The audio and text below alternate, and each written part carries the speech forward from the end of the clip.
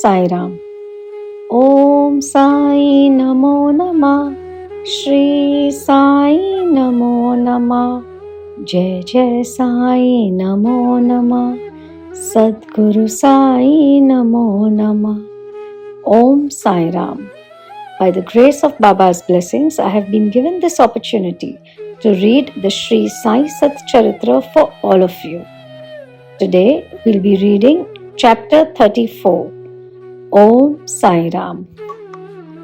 Chapter 34. Greatness of Udi continued. Number 1. Doctor's nephew. Number 2. Dr. Pillai. 3. Shama's sister-in-law. 4. Irani girl. Number 5. Harda gentleman. And number 6. Mumbai lady. This chapter continues the subject Greatness of Udi and describes cases in which the application of Udi was most efficacious. Doctor's nephew. In Malegaon, that is district Nasik, there lived a doctor, qualified and degree holder. His nephew suffered from an incurable disease, tubercular bone abscess. The doctor, along with his relatives and medical practitioners, tried all sorts of remedies and even surgery. There was no relief and no end to the little boy's suffering. Friends and relatives advised the parents of the boy to seek divine aid and recommended them to go to Sai Baba, who was known to have cured such incurable cases by his mere glance. The parents therefore came to Shirdi. They prostrated themselves before Baba, placed the boy before him and pleaded humbly and implored him to save their son. The merciful Baba comforted them, saying, "Those who resort to this masjid shall never suffer anything in this life to the end of time. Now do not worry. Apply Udi on the abscess and within a week he will recover. Believe in God. This is no masjid but Dwarka Mai. He who steps here will soon get health and happiness, and his sufferings will come to an end." The boy was made to sit before Baba, who moved his hands on the affected part and cast his loving glances on him. The patient was pleased and with the application of the Udi began to recover and was all right after some days. The parents then left Shirdi with their son, thanking Baba for the cure which was effected by Udi and Baba's gracious looks. After knowing this, the doctor, the uncle of the boy, became wonderstruck and desired to see Baba. While he was on his way to Mumbai for some business at Malegaon and Manmad, somebody spoke to him against Baba and poisoned his ears. Therefore, he dropped the idea of visiting Shirdi and went to Mumbai direct.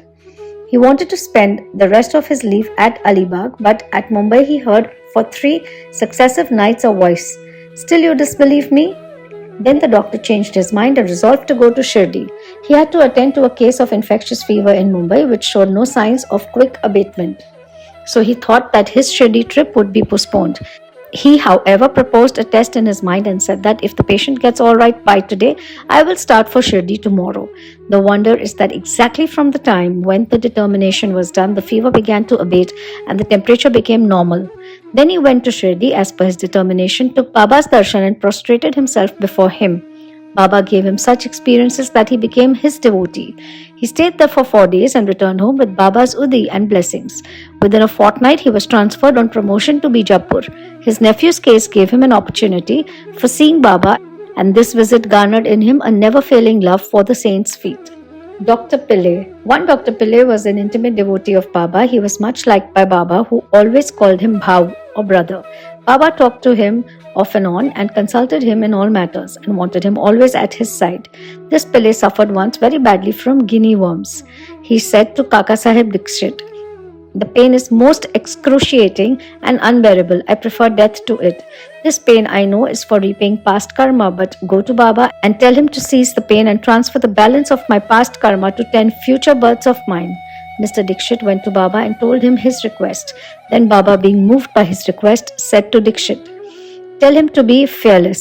Why should he suffer for 10 births? In 10 days, he can work out the sufferings and consequences of his past karma. While I am here to give him temporal and spiritual welfare, why should he pray for death?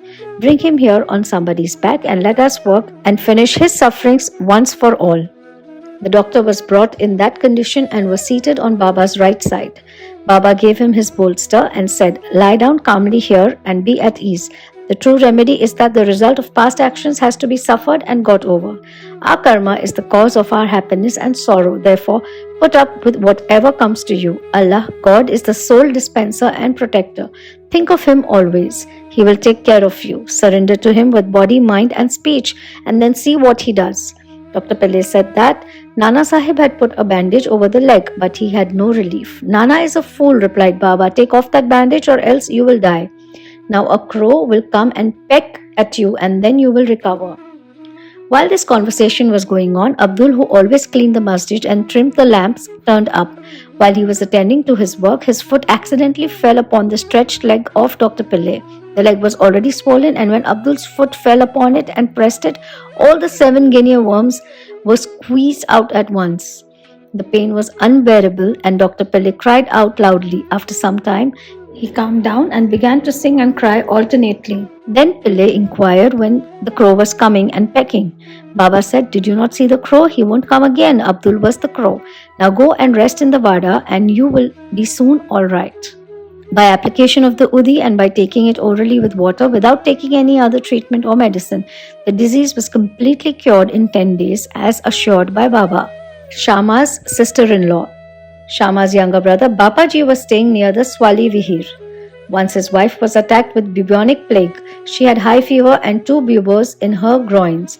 Bapaji rushed to Shama at Shirdi and asked him to come and help. Shama was frightened, but according to his wont or custom, he went to Baba, prostrated himself before him to invoke his aid by requesting him to cure the case. He also asked his permission to go to his brother's house. Then Baba said, "Don't go there at this late hour. Send her the Udi. Why care for the fever and buboes? God is our Father, she will be all right easily. Do not go now, go there in the morning and return immediately." Shama had full faith in Baba's Udi. It was sent with Babaji. It was applied on the buboes and some of it was mixed with water given to the patient for drinking. No sooner was it taken in, perspiration set in profusely, the fever abated and the patient had a sound sleep. Next morning, Babaji was surprised to see his wife all right with no fever and no buboes. When Shama went there next morning, with Baba's permission, he was also surprised to see her in the kitchen preparing tea. On questioning his brother, he learnt that Baba's Udi cured her completely in one night. Then Shama realized the significance of Baba's words, "Go there in the morning and return immediately." After taking tea, Shama returned and after saluting Baba said, "Deva, what is this play of yours? You first raise a storm and make us restless and then calm it down and comfort us." Baba replied, "You see, mysterious is the path of action. Though I do nothing, they hold me responsible for the actions which take place on account of prarabdha, that is destiny. I am only their witness. The Lord is the sole doer and inspirer. He is most merciful. Neither I am God nor master. I am his obedient servant and remember him constantly. He who casts aside his egoism and thanks him, and he who trusts him entirely will have his shackles removed and will obtain liberation." Irani's daughter. Now read the experience of an Irani gentleman. His young daughter got fits every hour. When the convulsion came, she lost her power of speech, her limbs contracted, and she fell down senseless. No remedy gave her any relief. Some friend recommended Baba's Udi to her father and asked him to get it from Kaka Sahib Dikshit at Vileparle, that is suburb of Mumbai. Then the Irani gentleman got the Udi and gave it mixed with water to his daughter daily for drinking. In the beginning, the convulsions, which were coming hourly, came every 7 hours, and after a few days, the daughter recovered completely. Harda gentleman. An old gentleman of Harda was suffering from a stone in his kidney. Such stones are generally removed by surgical operations, and people recommended him to undergo one. He was old and weak, lacked strength of mind, and could not think of submitting himself to surgical treatment. His suffering was soon to end in another way. The Inamdar, that is city officer of that town, happened to come there at that time. He was a devotee of Baba and had always a stock of Udi with him. On the recommendation of friends, his son got some Udi from him and after mixing it with water, gave it to his old father to drink.